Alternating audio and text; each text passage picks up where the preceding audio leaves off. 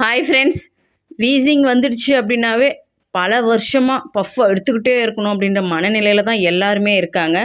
இன்னும் சொல்லப்போனால் வீசிங் வந்துடுச்சுன்னா இந்த மழை காலம் அதுவும் குளிர்காலத்துலலாம் ரொம்ப அவங்க சிரமப்பட்டுருவாங்க, ரொம்ப அவதிப்படுவாங்க.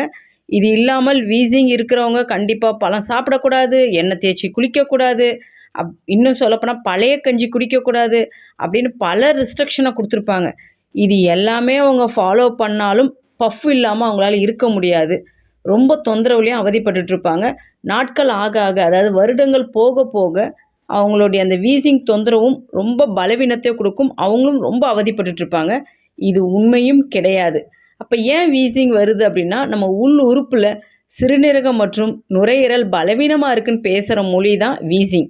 ஸோ அதற்கு தேவையான உணவு மற்றும் வாழ்க்கை முறை, அதற்கு தேவையான சக்தியை நம்ம கொடுத்துட்டோம் அப்படின்னா அந்த உறுப்பு அதாவது சிறுநீரகம் மற்றும் நுரையீரல் தன்னைத்தானே புதுப்பிக்கும் பொழுது வீசிங்கும் நம்மளை விட்டு நிரந்தரமாக வெளியேறிடும். அது ஒரு நோய் அல்ல அப்படின்னு புரிஞ்சுக்கிட்டால் போதுமானது. ஏன்னா என்கிட்ட வந்த ஒருத்தவங்க வீசிங்க்காக பல வருடங்க பஃப் எடுத்தவங்க வந்து ஒரு 6 மாதம் 7 மாதத்தெல்லாம் அந்த பஃப்பை தூக்கி போட்டு கிட்டத்தட்ட ஒரு 2 வருடம் ஆயிடுச்சு. பஃப்பே இல்லாமல் ரொம்ப ஆரோக்கியமாக இருக்காங்க. இன்னும் சொல்லப்போனால் இந்த பனி காலத்தில் ஐஸ்கிரீமும் சாப்பிட்றேன் அப்படின்னு ரொம்ப சந்தோஷமாக சொல்கிறாங்க.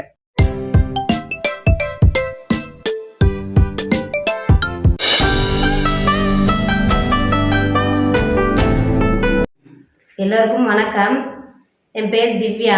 எனக்கு 29 வயசு ஆகுது. எனக்கு ரொம்ப வருஷமாக 8 வருஷமாகவே வீசிங் ப்ராப்ளம் இருக்குது.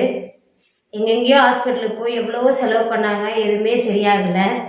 எங்களுக்கு ஒருத்தர் மூலியமாக வந்து மேடம் அறிமுகப்படுத்தினாங்க. மேடம் பேர் வந்து இந்திரா. அவங்க இந்த மாதிரி கேள்விப்பட்டோம், அக்குஹில் தான் பண்ணுறாங்க, நீங்கள் ஒரு தடவை போய் ட்ரை பண்ணி பாருங்கள். அவங்க எப்பயுமே ஒரு வார்த்தை சொல்லுவாங்க, நம்ம உடலே நம்ம மருத்துவர் சொல்லி சொல்லுவாங்க, நீங்கள் போய் கேட்டு பாருங்கள், ட்ரை பண்ணி பாருங்கன்னு சொன்னாங்க. நாங்கள் அவங்ககிட்ட வந்து பார்த்ததுக்கு, இந்த மாதிரி மேடம் எனக்கு ரொம்ப கஷ்டமாக இருக்குது, உங்களை நம்பி தான் வந்திருக்கேன், எனக்கு சரி பண்ணி கொடுங்கன்னு நான் சொன்னேன்.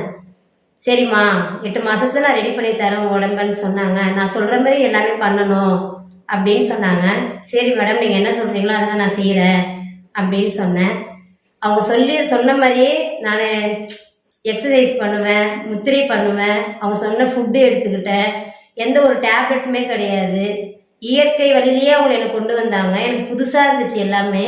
எவ்வளவோ டேப்லெட் போட்டு எனக்கு ரொம்ப கஷ்டமாக இருந்துச்சு, எதுவுமே சரியாகலை. அவங்ககிட்ட வந்தேன், 8 மாதத்தில் ரெடி பண்ணி தரேன்னு சொன்ன உடம்பை 7 மாதத்தில் ரெடி பண்ணி தந்தாங்க.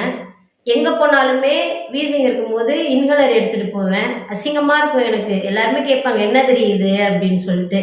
மேடம் கிட்ட வந்ததுக்கப்புறம் எனக்கு அந்த இன்ஹலரே நான் யூஸ் பண்ணலை. எங்கே எப்படி போட்டேனே எனக்கே தெரியல. அந்தளவுக்கு என் உடம்பு நல்லா குணப்படுத்தி கொடுத்தாங்க. அவங்களுக்கு நான் ரொம்ப நன்றி கடன் பட்டிருக்கேன். என் உடம்பு நானா இதுன்னு எனக்கே டவுட்டாக வர அளவுக்கு என் உடம்பு ரெடி பண்ணி கொடுத்துருக்காங்க. இதை நான் உங்களுக்கு பதிவுக்காக சொல்லலை, என்னோட வாழ்க்கையில் இது நடந்தது. நான் என் ஃபஸ்ட்டு குழந்தை பிறக்கும்போது ரொம்ப வீசிங்கில் இருந்தது.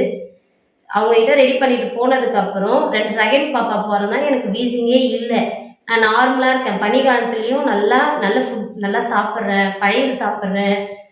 எப்போயாவது ஒரு தடவை ஐஸ்கிரீம் சாப்பிடுவேன். பனி காலத்தில் அப்பப்போ உடம்பு சரியில்லாமல் போகும். இப்போ எதுவுமே இல்லை, நான் நல்லா இருக்கேன். அவங்க சொல்கிறத கேட்டு ஃபாலோ பண்ணுங்கள், எல்லாமே உங்கள் உடம்பு நல்லபடியாக சரியாயிடும். எனக்கு நடந்த உண்மை சம்பவம் இது, சும்மா பதிவுக்காக இல்லை. நன்றி.